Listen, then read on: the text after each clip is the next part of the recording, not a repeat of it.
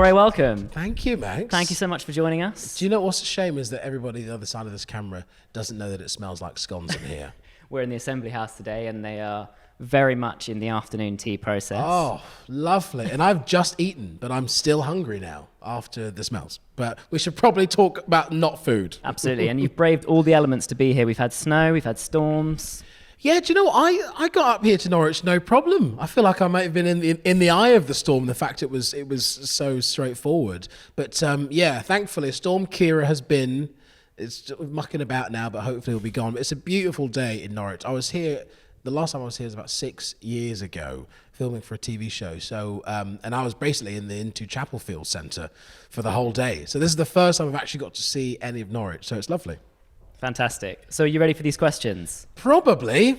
I think these are going to go quite deep, aren't they, Max? So I think people are going to learn a lot about you through this process. So hopefully, I might even learn something myself. Okay, so the first one, stage presence. Mm-hmm. Who or what has been your greatest influence in the performing arts? Wow. Do you know what? Because this is all still very new for me. I used to do a lot of theatre when I was growing up. I did a GCSE in theatre studies and performed. If I wasn't playing sport, I was probably on the stage. And it was a time of my life that I absolutely loved. But I think a lot of people get to a certain point of their lives, maybe it's as kids, where they go, okay, well, that was nice. Now I've got to grow up and I've got to do something proper. So I think when it came to theatre, I parked it until I did Strictly. And it's funny because Strictly is now I think about it, I think, how the hell did that happen? Because it is so nerve-wracking when you think that, well, in the final, I think 13 million people were watching. You've got an audience of 600 people that are sitting there live in the studio. And any normal person would go, see ya, I'm off, I'm running. I'm doing a dance that I learned 2 days ago to the nation live. And this will be forever recorded on YouTube. But bizarrely, in that environment, I loved it. I absolutely loved it. And I really looked forward to being in that spotlight and sharing that stage and performing in front of people and hoping that, you know, I could put on a performance that I was going to really deliver. And I think that was kind of the moment that really influenced what I'm doing now, that gave me the spark to go, actually, do you know what? You can do this, and this is something that you love doing. And the fact that Joanne and I won it, I think it was the reason why I thought I can make a really bold choice now with where I go next. And musical theatre was where I wanted to go. And here we are, putting on curtains at the Theatre Royal. And it's absolutely incredible as well, because no dance experience. I think that's the key thing. Is that I think people can be quite cynical when they watch the show and, oh, well, they're a trained dancer before. Yeah. Genuinely no dance experience. And then you go and win the thing. Yeah, I think if you'd seen us on a Monday in the rehearsal room, you would also have gone, not a chance he's had any dance training. This guy is all over the shop. Bambi on Ice would have been a better choreographed episode than me on day one of trying to learn the rumba. But yeah, it was an experience that because I love this show. So many people love this show, but you never dream of being on it. And so I just knew it was an opportunity I couldn't let up. So I wanted to work hard. And I guess since then, and since the show, and wanted to apply my trade in musical theatre and tread the boards, I've tried to apply that same work ethic of just, I'm learning it from scratch. I'm certainly learning it from a position of ignorance from a lot of the other company that have worked their whole lives to get where they are. So I know I've got to put in extra time and really want to absorb this world and just try to be a better performer. So I'm still learning. There's still so much to learn, but I'm excited by that, you know. But thankfully, the crowds that we've been performing to on the tour, and we've had one night in Norwich so far, they've been amazing. They've been really warm and really welcoming. So yeah, onwards and upwards. And I think when you were talking about, I think in the Eastern Daily Press, our local paper, you said that I want to make myself an asset to any theatre company. Mm-hmm. And I think with the Strictly experience, you know, you weren't just doing that because, it'd be fun to go on Strictly. You really wanted to use that experience and grow from it. Yeah, I mean, that definitely was just, you know, it was we just didn't want to go home. It's a really harsh elimination process. And I thought, I don't want to go home. What is the way that I can ensure that, or at least give myself the best chance of sticking around? And that was just to put the graft in. And, musical theatre is very different from Strictly, but there are some similarities. And one of them is that you really can't blag it. Certainly on Strictly, you can put on, I think I always remember the clip of Anton and, what was the name of the Sven-Göran Eriksson's ex-wife? Nancy Dell'Olio. Yeah. Who one dance, she just stood in the middle of the room while Anton just danced around her. So, it was entertaining, but it certainly wasn't a dance, and everybody knew that. And I think it's the same thing in musical theatre that, having won a show like Strictly, you could easily plonk someone like me on the stage and go, there you go, well, everyone else will do the job around you. But it's taken me 2.5 years to get to this position. I didn't want to be the person that everyone in the company knew. I mean, he's here just to put him on the poster. Sure. He actually can't do the job. We're all worried about when it gets to his scene. It's a team effort, and you want to be able to be a real member of the team. So that's why I knew I had to put the extra work in, and certainly Strictly helped me get that in my head. Like, there's no corner cutting here. You've got to do it. You've got to work hard, and hopefully that'll reap some kind of dividend. Okay, so the next question. Yeah. All the world's a stage. All the world's a stage. Where in the world has been your favourite place to perform? Ooh. Which could be interesting for you. Yeah, I guess the career's been a little eclectic over the years. And last summer was my first stage roles. So, and all of them have been amazing. Do you know what? I'll definitely say Norwich. Oh, obviously, yeah. I mean, that's a given. Say Norwich. Even after one day, it is 100% top of the list. Please come to our show. But Glasgow has always been a winner. When I've hosted the Strictly Live tour, I went there with Greece. We're also going on there with Curtains in the next few weeks. They always make some serious noise, whatever time of day it is. So they're always amazing. We opened Curtains in Manchester. Jason is obviously from Manchester. Carly, who lives in the northeast, Carly plays Georgia Hendricks in the show, and it's amazing. I can't even to be on a stage with those two, both of whom I've known for years and are really good friends, as well as the entire company. But knowing those two, Carly just came out of Les Mis. She played Fantine in Les Mis, and I'm singing duets with her. Like, what has happened? But we opened the show in Manchester, and really close connection for those two, but also for myself. I lived in Manchester for nearly 7 years, myself and my wife, before moving back down south. And so we walked past the Manchester Palace Theatre daily. There was never a time while I was working there in Manchester and living in Manchester that I would even have imagined that I would have billboards up of the musical that I was performing in alongside Jason and Carly and the rest of the group, performing in this gigantic theatre. And those are some big billboards outside. They are some big billboards, but in a bona fide, I'm actually up there on merit with everybody. And I think that took me aback. The fact that we opened the show there, the fact that it was 5 minutes away from where we lived for 7 years, and in a real, proper, beautiful musical. So that was stunning. That's one of the moments you just go, okay, just pinch me a little bit, because that's not normal. And there's a great clip on your Instagram as well with Ian Sterling, and you're on the tube.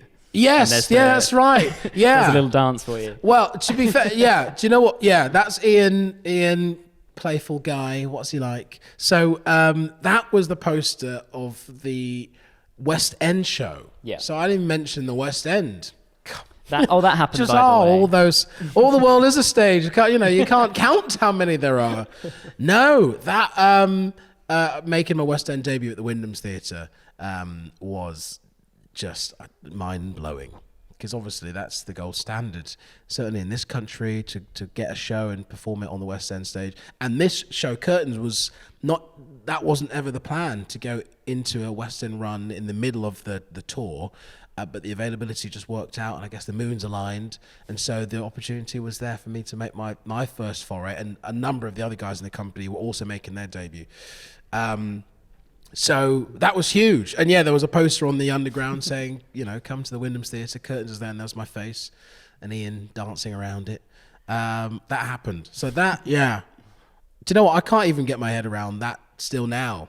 That's why I forgot it, because I probably haven't computed that it actually happened. Maybe in 20 years' time.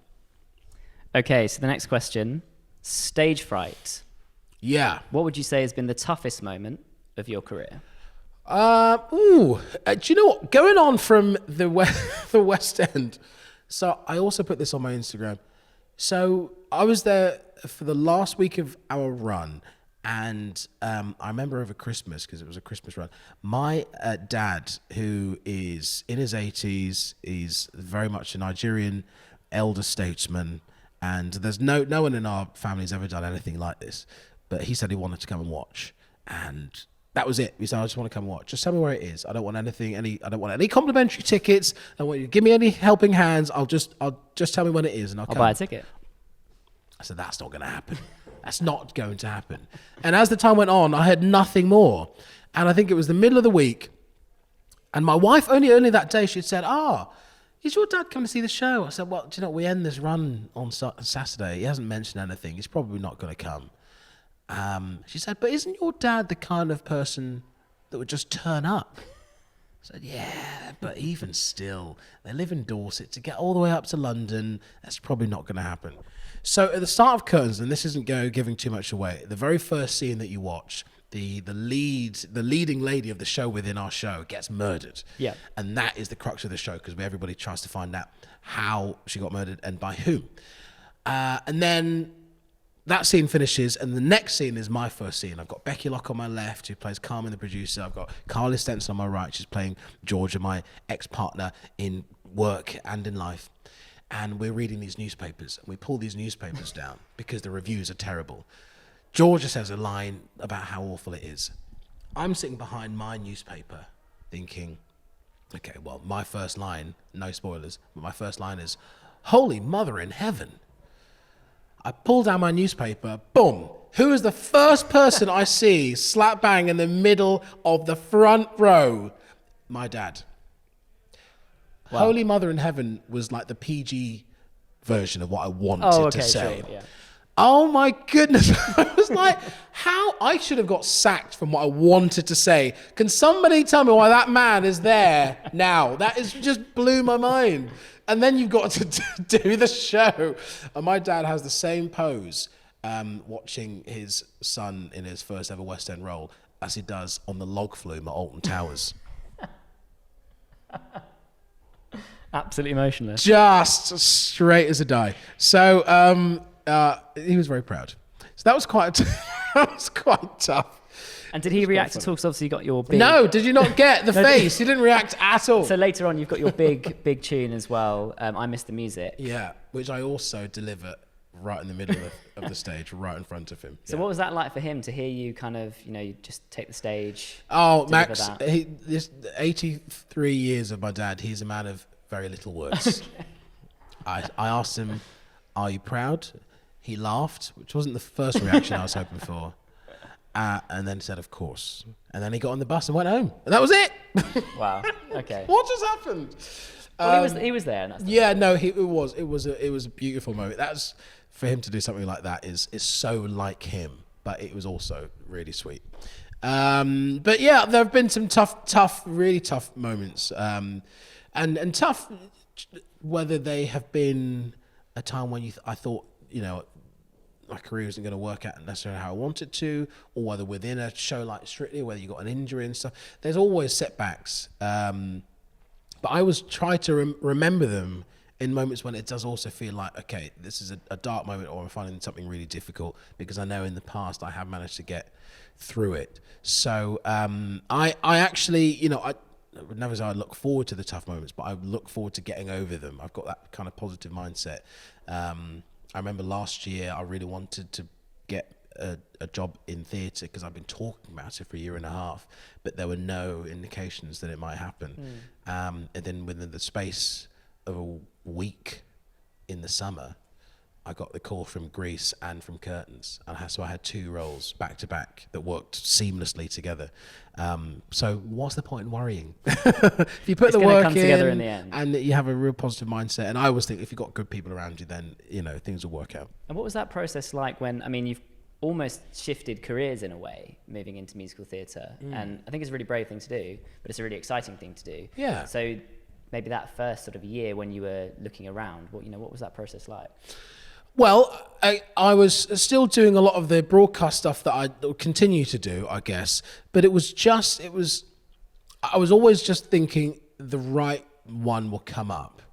I guess, again, coming from my perspective, it was never going to be doing something too huge because there's a real risk, and I'd say without risk there's no reward, but you've also got to be quite measured in the choices that you make. So some things didn't necessarily work out. There were some West End shows that I maybe got the job and thought it's just not for me.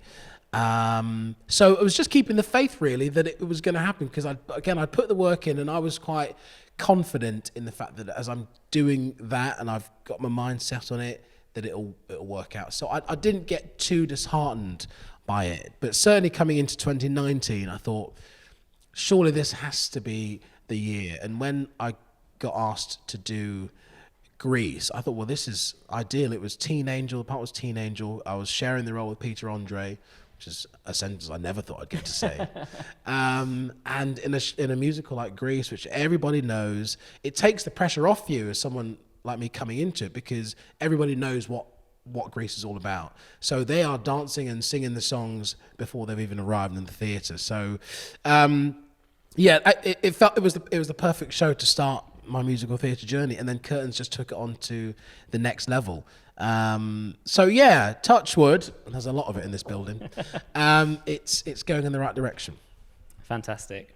So the next question, centre stage.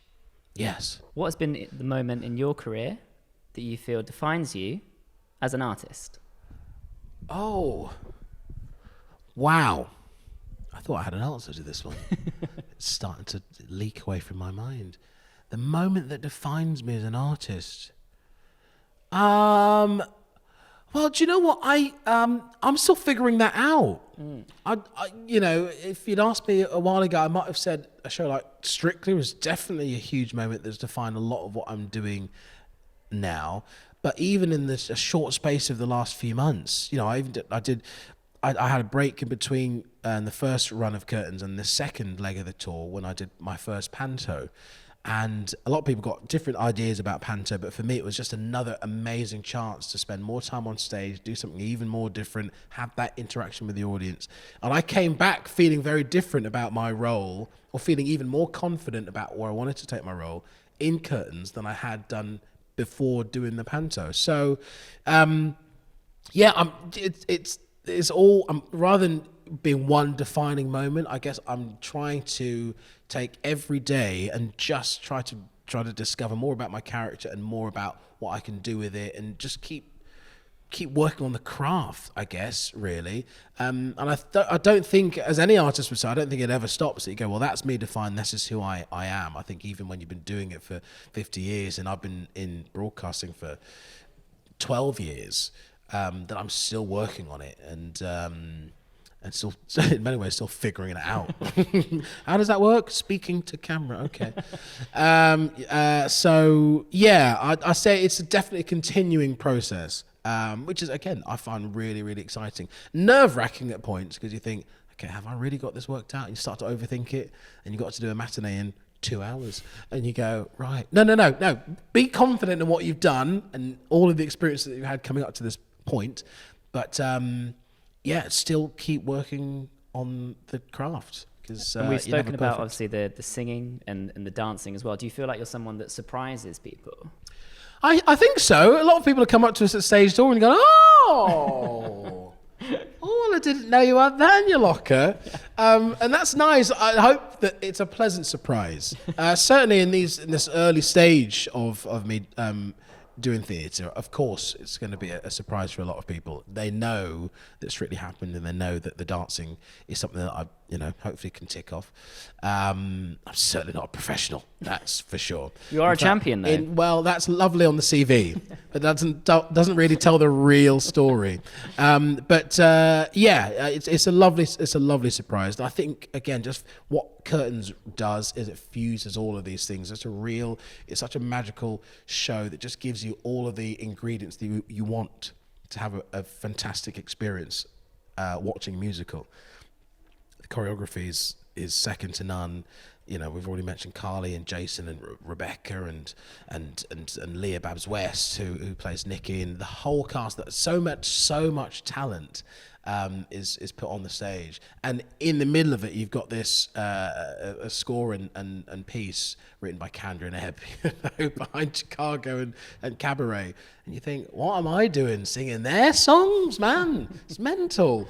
But it's lovely, and I just feel like when people come to watch our show, you're just looking for a good time. You're just looking to have fun, have a song and a dance. There's a really funny story that sews it all up, but you'll leave going, I had a really good time with a massive smile on your face. And I think sometimes that's okay to just be that. And I think as well, because you're here because you absolutely love musical theatre, you've made that transition into this industry. Yeah. Curtains is a show in itself where it's just about the love of musical theatre. Yeah, and that just, it makes perfect sense for you to be in this. Yeah, totally. That's exactly it. It really is a show for theatre lovers, because it really takes that inward look at this industry that we love, and it picks it apart, and it laughs at it, it laughs with it, and for someone like me who's new to it, it kind of really puts it on a level playing field, that we are all just trying to get on. We're all muddling around, trying to put on a show, and figuring it out. So, and in that way, it makes it great for people who aren't into theatre, because it does bring it down to just what it is about. People are really trying to make a great show. And I think there's a musical theatre lover in everybody, really. So it's really was the perfect show that I could have asked for my first principal role. Okay, so the next question, stagehand. Yep. What piece of advice would you give someone wanting to pursue a career like yours? Oh my gosh. Have a blank canvas. It's been random. It's been random, but in the best possible way. There are some things that you just can't plan. You can't plan. When Strictly happened, I always put it like this. There were two things I always dreamt of doing. One was getting married to the person I want to spend the rest of my life with. You might like have an idea who that might be, but you can't guarantee they're going to marry you. That's for sure. And two is being on Strictly, because you can be in the right place, you can have all the meetings and have all the chats, but it takes someone else to decide whether you're going to be on the show or not. And so those are dreams that I was very happy and very lucky to get to realize. I guess the other way that it worked for me was just having a kind of idea what you want to do, really. I remember when I was a kid, I always thought that I was going to be a doctor. Okay. Or a surgeon. And you were really big into hockey, right? So to put the two together, what you get? Hockey playing surgeon. Now I thought my dad wanted me to be a surgeon or a doctor. Okay. That was it. I didn't really like biology, and I had a very unsteady hand, so that's not a good combination. And soon after that, I thought, what is it that I want to do? And I like I said, I was doing theatre. I loved television and I loved playing sport. I thought I want to harness that somehow, which is, when you think about it, what I am doing today, having done the TV and huge sport events, and now applying my trade on the stage as well. So it's just keeping the core of what you want to do and trying to join the dots somehow. That's a really abridged way that it's worked out for me, but I really do believe in doing what you want to do. And if you've got an idea and you've got a dream, then there's nobody there to tell you that you can't do it. It's up to you. You put the work in and have great people around you. And the theatre is such a rewarding place to work. I love it. There's nothing like having that interaction with the audience. but also creating.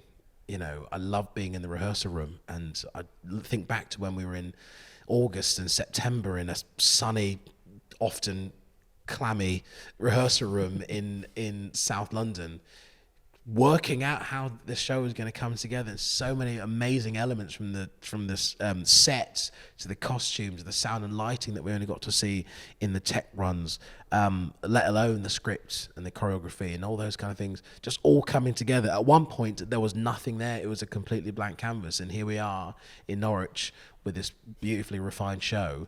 You know, every time you do it, it's a journey. And we are loving our ride right now, Max.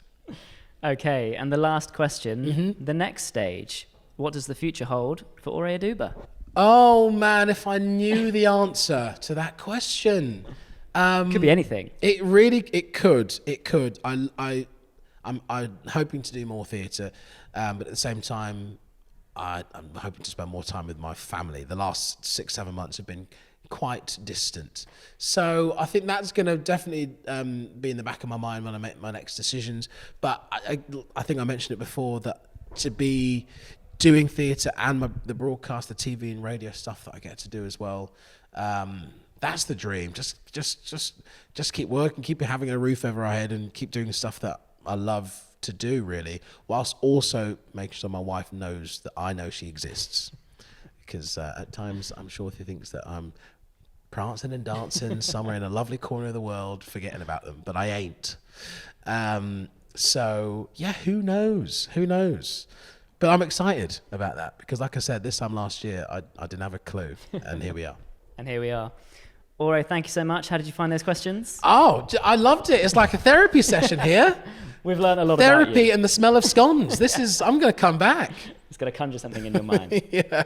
Thank you for having me. If people want to see you and Curtains, why should they come and see it? Why? Because I always say that this could be your new favorite musical. I think, you know, it was done in Broadway a few years ago, but it's the first time it's been around the UK, and how exciting to see a show put on for the very first time.